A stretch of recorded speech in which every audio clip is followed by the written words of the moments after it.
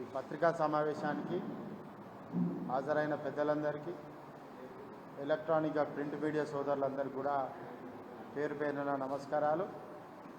ముఖ్యంగా రాష్ట్రంలో చర్చ అంతా ఈ కార్ రేస్ మీద నడుస్తున్నది.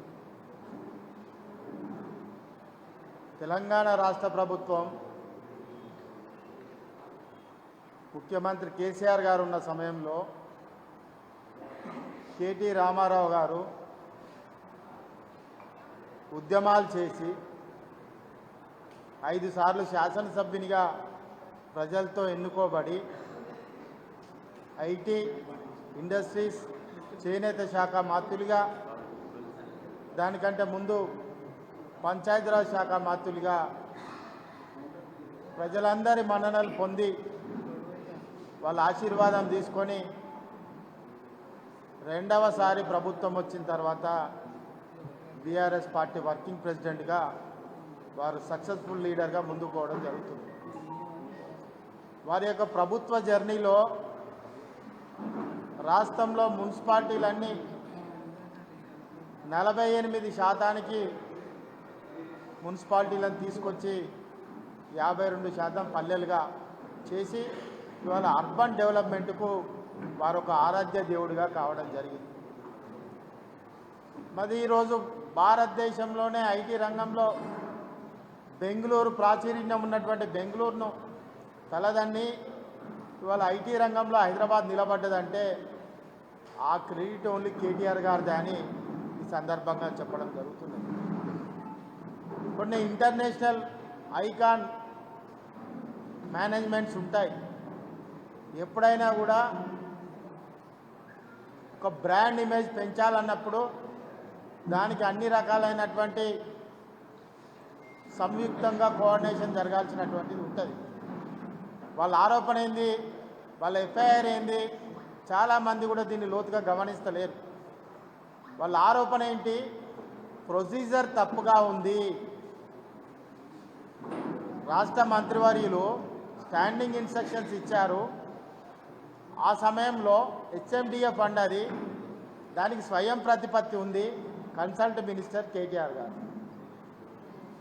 మరి రాష్ట్రంలో ఎక్కడైనా కానీ స్టాండింగ్ ఇన్స్ట్రక్షన్స్ ఇచ్చిన కన్సల్ట్ మినిస్టర్ కేటీఆర్ గారే కాబట్టి ప్రొసీజర్ ఎక్కడ తప్పు లేదు, అది స్వయం ప్రతిపత్తి ఉంది కన్సల్ట్ మినిస్టర్ కేటీఆర్ గారు, దానికి ముఖ్యమంత్రికి సంతకం కూడా అవసరం లేదన్నది క్లియర్. మరి ఇచ్చిన డబ్బులు వాళ్ళ ఖాతాలలోకి వెళ్ళినాయి, వారు ఇక్కడ దాన్ని వినియోగించడం జరిగింది. మరి ఎక్కడ తప్పు జరిగిందంటే ఎక్కడా జరగలేదు. జరిగిందంతా ఈ తెలంగాణ రాష్ట్ర ముఖ్యమంత్రి రేవంత్ రెడ్డి, చంద్రబాబు నాయుడు చెంచాయి ఈ రాష్ట్రాన్ని విచ్ఛిన్నం చేసే ప్రయత్నం చేస్తున్నాడు. నిజంగా చంద్రబాబు నాయుడు చెంచా కాదా? ఆనాడు ఎమ్మెల్సీ ఎన్నికలలో ఈ రాష్ట్రాన్ని విచ్ఛిన్నం చేయాలనే ప్రయత్నం చేసి దొంగలాగా వెళ్ళి ఆ రోజు దొరికిపోయినటువంటి దొంగ ఎవరైతే ఉన్నారో ఆయనే ఈ రాష్ట్ర ముఖ్యమంత్రి రేవంత్ రెడ్డి. మీరు గమనించండి, రాష్ట్రం హైదరాబాద్ యొక్క ఇమేజ్ను దెబ్బతీసే విధంగా మీకు మూసీ నదిని ప్రక్షాళన చేస్తానని ప్రజలంతా అల్లకల్లోలం చేస్తాను.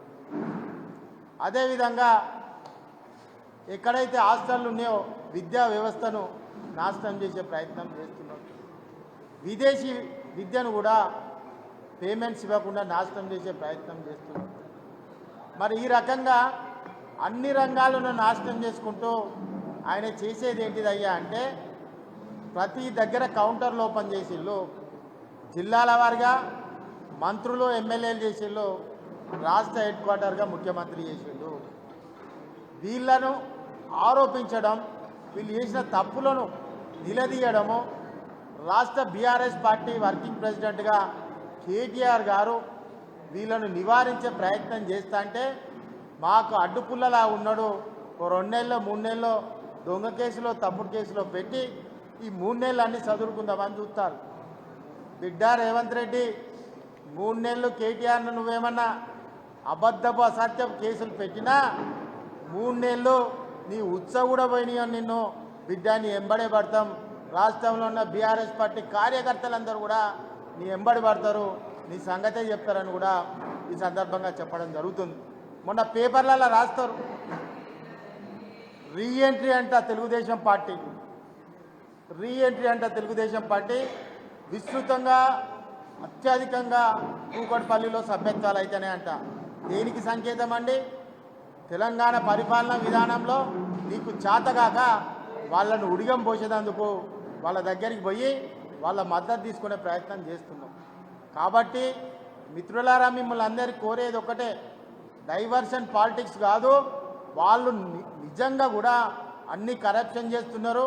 మీ మనస్సాక్షికి తెలియదా?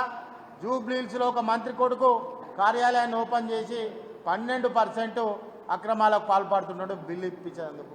ఇది నిజం కాదా? బాహటంగా ఒక మంత్రి భార్య బాహటంగా ఇవన్నీ కూడా వసూలు చేస్తున్నది.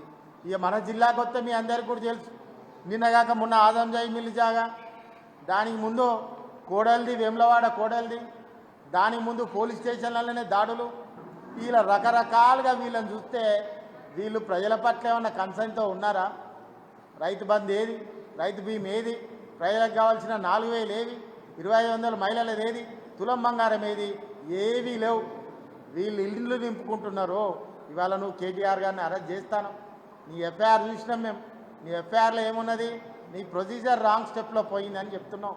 అది ఎక్కడైతే కరప్షన్ అవుతుంది, ఎక్కడైతే అది అవినీతి అవుతుంది, ఎక్కడ దాన్ని తప్పు జరిగింది? స్టాండింగ్ ఇన్స్ట్రక్షన్ చదువురాని దద్దమ్మ కాబట్టి నీకు ప్రొసీజర్ ఎట్లుండాలి, సిస్టమ్ ఏంది, దాని బైలా ఎట్లున్నది, స్వయం ప్రతిపత్తి కాబట్టి నీకు సోయి లేదు. నువ్వు ఇలా కేసు పెట్టినా నిలబడదు. రేపు కేటీఆర్ గారు కడిగిన ముత్యంలా ఇవాళ నువ్వు మసిపూసి మారేడుకాయ చేస్తాను, రేపు వెలుగులు నిండిన కిరణం లెక్క కేటీఆర్ గారు తప్పనిసరిగా వస్తారు. బిడ్డ, దీంతో నేను నాశనం కూడింది.